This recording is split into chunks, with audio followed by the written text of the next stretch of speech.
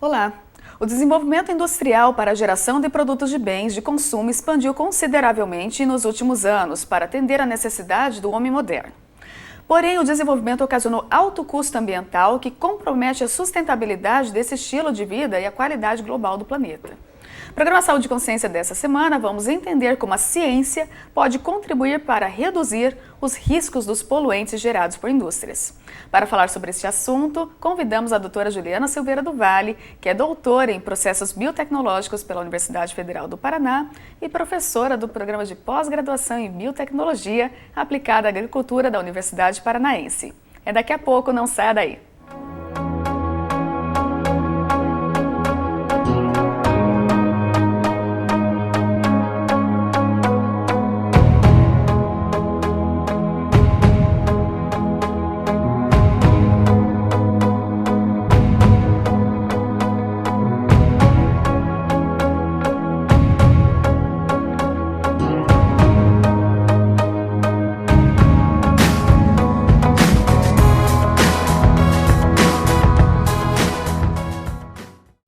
Estamos de volta com o programa Saúde e Consciência. Em nossos estúdios, recebo a doutora Juliana do Vale.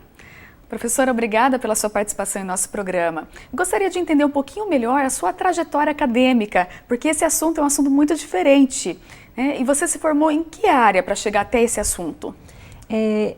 Agradeço o convite, Evelyn. Eu fiz minha graduação em Ciências Biológicas, depois segui para um mestrado acadêmico em Genética e Biologia Molecular e o doutorado em Processos Biotecnológicos. Acabou sendo esse doutorado que me encaminhou para esse campo de pesquisa e em paralelo à minha atuação aqui na Unipar.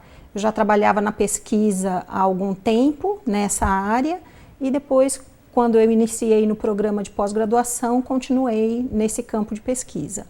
Você fala, né, o título desse doutorado é Processos Biotecnológicos, inclusive o qual você trabalha aqui na Universidade Paranaense também, que é Biotecnologia Aplicada à Agricultura. O que seria esse termo, biotecnologia, esses processos biotecnológicos? Bom, os processos biotecnológicos envolvem essencialmente, né, a utilização de organismos vivos para a produção de bens e consumo.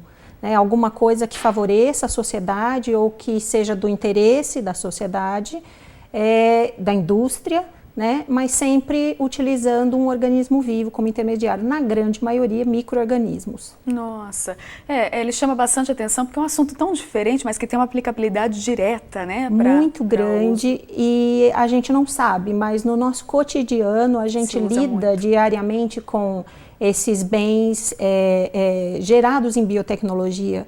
Hoje, por exemplo, não existe um sabão em pó, um detergente em pó para lavar roupa que não tenha produtos biotecnológicos incorporados. Então é muito comum, a gente usa todo dia, é fundamental, principalmente em alguns setores industriais e é um grande campo de pesquisa também.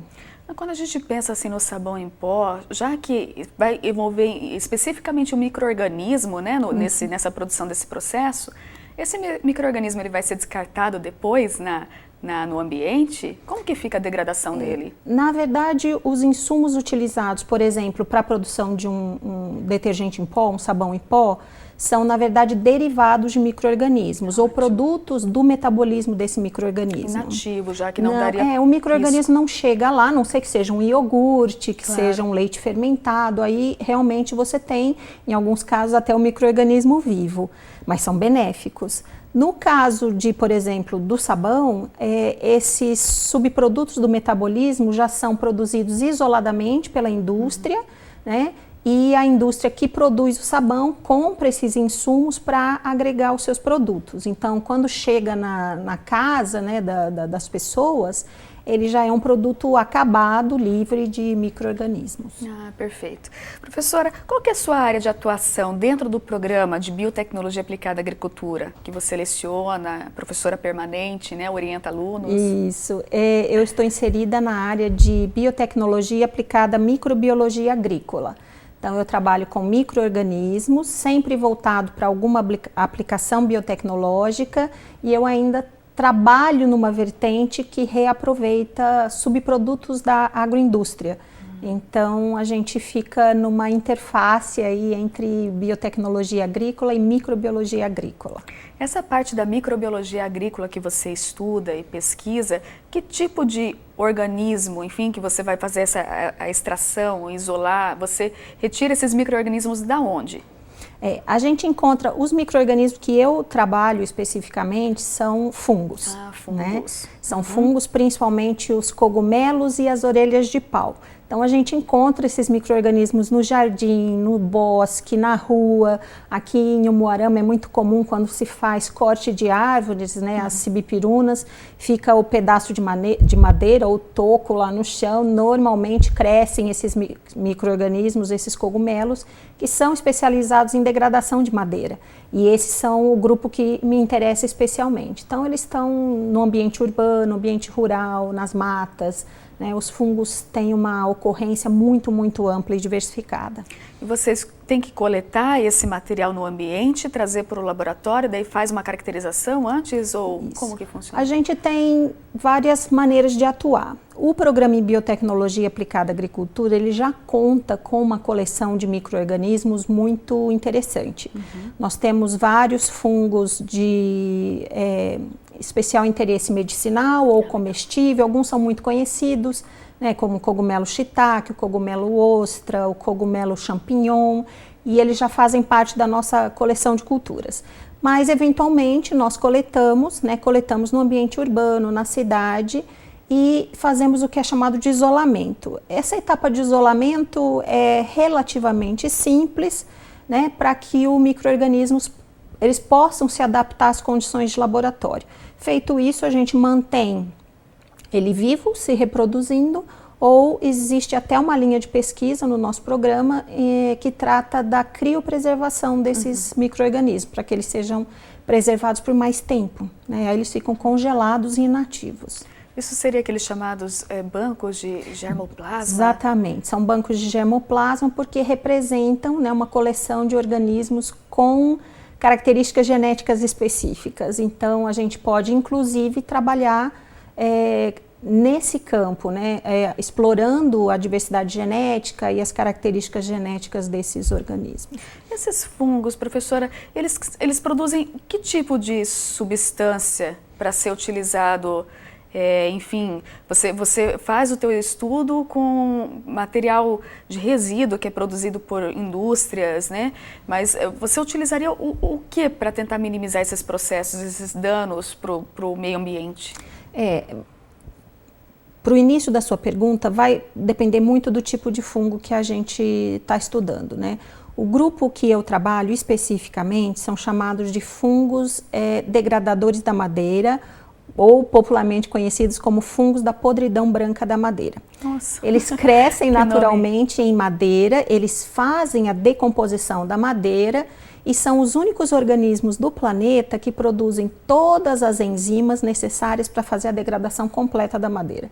Nenhum outro organismo consegue fazer isso a não ser esse grupo específico de fungos.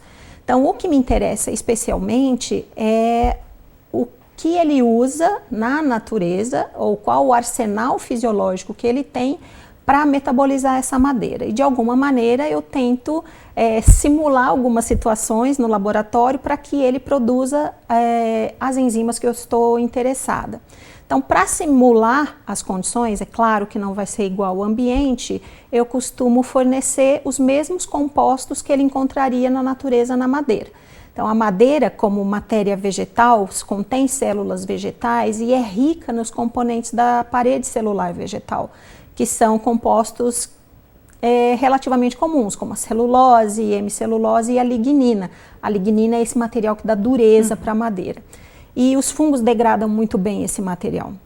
Então, no laboratório, eu costumo fornecer substrato vegetal. Sim. E uma das fontes mais abundantes e baratas de resíduos vegetais são os resíduos da agroindústria.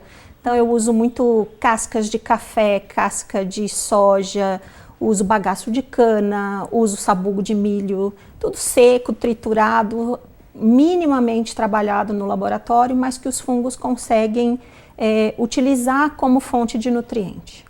Nossa, e por que a indústria ela fica tão interessada em projetos de pesquisa com esse enfoque que você trabalha? Porque eles sempre procuram os laboratórios em busca, talvez, dessas enzimas para tentar minimizar esses danos, porque eles geram tanto resíduo e tem que tentar descartar esses resíduos com mínimos danos para a parte ambiental. Existe uma demanda mundial por enzimas com aplicações industriais, das mais diversas. Então, existe realmente uma busca constante por novas enzimas, com novas características, novas especificidades, né? Eu atuo num campo bem restrito desse conjunto global de enzimas, e existe aquela indústria que está em busca de soluções para os seus problemas atuais. Então, existe uma indústria interessada em produzir e vender essas enzimas, e outras que estão interessadas em comprar essas enzimas ou usá-las como uma alternativa verde, vamos dizer assim, ou ambientalmente correta, para tratar os seus problemas, principalmente de geração de poluentes, de efluentes ou de resíduos ambientais, né? E quais são as indústrias assim que vocês trabalham para tentar ter um enfoque um pouco maior? Que característica de indústria que seria? Bom, como eu atuo pesquisando essas enzimas específicas e elas têm algumas características peculiares, o meu foco de pesquisa é na degradação de corantes ou descoloração de corantes industriais. Então, é de especial interesse para a indústria que usa corante. E aí, o campo é enorme. Então, a indústria têxtil, que é sem dúvida que usa mais, mas a cadeia produtiva da têxtil não é só o fabricante do tecido, mas tem toda a parte de acabamento, as indústrias que produzem corte ou que fazem mesmo lavagem de jeans, sempre estão gerando resíduos coloridos. E ainda tem gráfica, curtume, e outras que usam bastante corantes e eventualmente geram efluentes coloridos que podem ser poluentes. Geralmente esses resíduos eles trazem uma certa toxicidade, né? Acaba sendo... Sim, são tóxicos porque carregam uma combinação de compostos químicos, entre eles os corantes, e muitos corantes são tóxicos, né? E apresentam uma toxicidade elevada. Então, a mistura que sai da indústria no efluente pode ser bastante variada, né? Esses fungos, né, que produzem determinadas enzimas, que essas enzimas elas são interessantes no projeto de pesquisa de vocês, especialmente para a degradação de corantes, por exemplo. Isso. Né? Por que esse tema é tão importante? Bom, para você ter uma ideia, Evelyn, existem aproximadamente 70 mil tipos de corantes.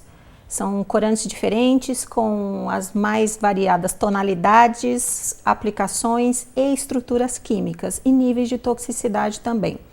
Uma das coisas a se pensar é que a indústria cada vez mais aplica corantes nos seus processos. Então, a quantidade de efluentes e resíduos gerados é muito grande. E isso, dependendo do efluente, da toxicidade do corante presente ou da permanência dele nesse efluente, pode gerar impactos importantes.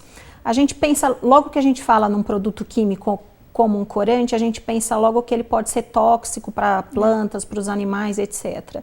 Mas existem coisas muito mais básicas em termos de dano que ele pode causar só pelo fato de ser colorido.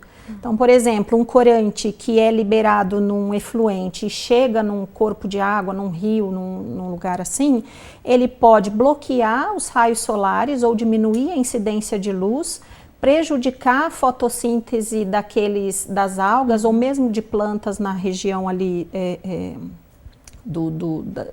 da água, né?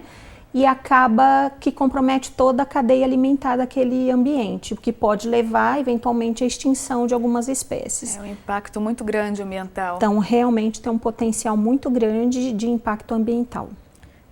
E daí com certeza isso vai caracterizar, né, os problemas que o corante vai gerar, né, mas não só nesse aspecto, mas os aspectos para a saúde humana também. Existe legislação já, municipais e estaduais, que exigem da indústria que de alguma maneira trate esse efluente, que não libere ele de forma bruta e colorida no ambiente, Mas o problema é que a maioria dos tratamentos convencionais de efluente, eles são muito caros, requerem a implantação de equipamentos específicos e que acabam encarecendo o processo. E na grande maioria das vezes, eles geram resíduos adicionais, que também precisam de destinação. E aí a indústria tem que ou enviar para um aterro, o que pode ser um problema, ou incinerar, ou fazer alguma coisa. Então, daí que caracteriza essa importância de desenvolver, então, esses micro-organismos para tentar conter isso. O interessante do fungo e das enzimas que eles produzem é que ele tem um potencial de tratar esse efluente, tratar esse corante, sem gerar resíduo adicional. Porque se a gente der tempo suficiente, conseguir desenhar um processo onde ele possa atuar de maneira adequada, no fim das contas ele vai gerar água e gás carbônico. Perfeito. Mas claro que esse é o objetivo final, né? Sim. E de que forma essas enzimas específicas que você está estudando desse fungo, eu não me lembro como que é o nome dele mesmo? Eu acho que eu não te falei o nome. Eu falei que era um grupo grande dos fungos da podridão branca da madeira. E dentro desse grupo especificamente os basidiomicetos. Basidiomicetos. De que forma que as enzimas produzidas por esses fungos específicos pode contribuir para minimizar esses impactos, então? Isso. Como eles produzem um arsenal enzimático bastante amplo para degradar a madeira na natureza, a gente simula condições para que eles produzam as mesmas enzimas no laboratório. Essas enzimas, apesar delas terem sido produzidas pelo fungo para degradar a madeira, elas têm uma capacidade muito interessante. Elas são extremamente versáteis e elas acabam degradando outras substâncias que têm estrutura molecular similar à lignina, o componente principal lá da parede celular vegetal. Então, a gente pode testar várias dessas substâncias que tenham uma estrutura molecular similar e ver qual é a capacidade ou o potencial das enzimas produzidas em degradar ou biotransformar ou descolorir ou eliminar totalmente do efluente. Dentre dos trabalhos que vocês já realizaram no laboratório, vocês encontraram alguns resultados interessantes, com potencial legal que possa ser utilizado aí por Muito interessantes. A gente tem trabalhado com vários micro-organismos, algumas espécies em particular nos interessam bastante e a gente tem testado vários corantes. Alguns corantes a gente comprou de indústria especializada, que são o que a gente chama de grau molecular, ultrapuros, para servir de modelo para a gente. E eu tenho trabalhado também com corantes que são utilizados pela indústria, né? E a gente já tem algumas linhagens de fungos que produzem enzimas em grande quantidade, isso é importante também. E quando a gente faz esses testes in vitro, né, a gente verifica 100% de descoloração num prazo de 24 horas. Então é bastante são muito eficientes. Se fosse assim para pensar na parte não só dessa de contaminação ambiental, mas fosse para pensar em coloração de cabelo, né? Porque também é uma indústria muito grande que, né, que investe grandes valores e as mulheres se preocupam, não só mulheres, mas hoje homens também se preocupam muito com tonalidade, enfim. Mas se fosse pensar para esse lado do cabelo, essas enzimas, elas também poderiam ser incorporadas de alguma forma para produzir descoloração ou pigmentação? Esse tipo de enzima consegue pigmentar também? Pigmentar, não. A tentativa é sempre o contrário. Como elas são, eu não quero falar um nome muito técnico, mas como elas são oxidases ou peroxidases, elas têm o potencial de alterar a estrutura molecular ou do corante ou do pigmento. Então, por coincidência, a melanina tem uma estrutura, a melanina que é o que dá cor escura para o cabelo, para as manchinhas da pele, etc. Ela tem uma estrutura molecular passível de ser transformada por essas enzimas. Então hoje, por exemplo, a gente tem algumas patentes que já estão registradas de enzimas de fungos com potencial para descoloração de cabelo, e o mais interessante é que no caso de se usar uma enzima dessas na descoloração de cabelo, você abre mão do peróxido, da água oxigenada, que é o que mais danifica o cabelo. Na França já existe uma linha de cosméticos para clareamento da pele que incorporou essa biotecnologia, que já tem uma enzima, não é a enzima que eu trabalho especificamente, mas que tem uma enzima de fungo, justamente para fazer clareamento e remoção ou amenizar, né, as manchas da pele. Então tem um potencial muito grande, sim. Para a parte cosmética, né? Cosmética, isso. Bom, enfim, biotecnologia realmente ela pode ser aplicada a todas as áreas, né? E acabou me chamando a atenção porque a gente lê um pouco ou conversa um pouco sobre o assunto e realmente o pessoal tem se preocupado. Se fosse para reproduzir isso e tentar verificar o potencial de uma enzima produzida por um fungo para descolorir cabelo, como que se faria isso em laboratório, professora? É relativamente simples, parece uma coisa muito, né, distante, mas bastaria você cultivar o seu micro-organismo, dando as condições para ele produzir as enzimas, e você teria duas maneiras. Ou você colocaria a melanina no meio de cultivo onde aquele fungo está crescendo, ou você produziria as enzimas primeiro e num teste separado, misturando a enzima com a melanina, avaliar o potencial, né, de descoloração. Nós temos indústrias que fornecem melanina pura, grau molecular para análise, custa caríssimo, mas nada impede de você pegar cabelo humano, natural ou de animal, né, escuro. Tem que ser natural daí, não pode ter química. Que não tenha química para você poder ter uma avaliação mais, com uma referência melhor. E usar cabelo para expor ele à enzima de alguma maneira e avaliar a descoloração. O mais importante seria você ter um método para medir esse nível de descoloração que a enzima está produzindo. Essas enzimas, elas podem também ser aplicadas àquelas grandes catástrofes ambientais que a gente escuta falar de derramamento de óleos, enfim, ou outros, né? Essas enzimas que eu trabalho especificamente para derramamento, por exemplo, de petróleo não seriam viáveis, porque a forma de atuar delas é diferente. Mas naquele grande desastre que teve no Golfo do México, né, há alguns anos, numa base de petróleo que vazou por muitos dias seguidos, foi utilizada uma linhagem bacteriana especializada entre aspas, em comer petróleo. Olha que perfeito. Né? E isso tem sido usado em larga escala. Tem muitos fungos que são usados, inclusive no Brasil, para tratamento de solo contaminado por derivados de petróleo ou outros poluentes oleosos, né, da cadeia de produção de combustível. Não é uma aplicação tão fácil, tão rotineira, mas totalmente possível, desde que você tenha um método de ação que permita a ação do fungo de maneira adequada. E se tiver alguém assim que tem interesse específico nesse campo de pesquisa, né? Pode ser um aluno formado em qualquer área para tentar ser inserido num programa como esse, que oportunidade que a universidade vai oferecer para ele começar a estudar esse assunto? Isso. A biotecnologia, por natureza, é uma área multidisciplinar.